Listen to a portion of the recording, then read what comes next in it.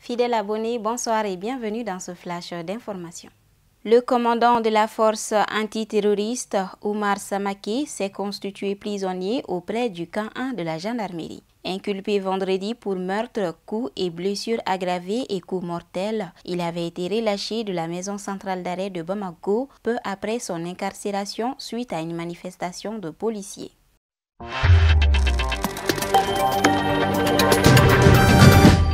Le Premier ministre a rassuré la délégation de l'organisation sous-régionale de la volonté de l'exécutif à relever les défis multiples auxquels notre pays est confronté. Celle-ci a en retour insisté sur le respect du délai de la période transitoire. En visite de travail de 3 jours dans notre pays depuis dimanche dans le cadre du suivi de l'évolution de la transition, le médiateur de la communauté économique des États de l'Afrique de l'Ouest pour le Mali, l'ancien président du Nigeria, Goodluck Jonathan, accompagné d'une importante délégation, a été reçu hier en audience par le Premier ministre Dr Shogel Kokalamaiga.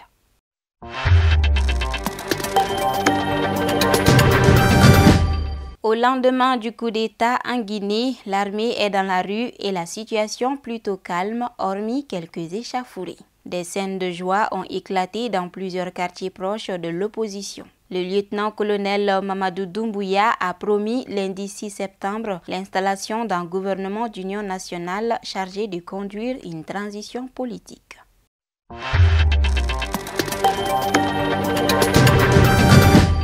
Alors que les États-Unis s'apprêtent à commémorer les 20 ans des attaques terroristes du 11 septembre, Khaled Sheikh Mohammed et ses 4 co-inculpés sont jugés à partir de ce mardi par un tribunal militaire d'exception de Guantanamo. Ils encourent la peine de mort.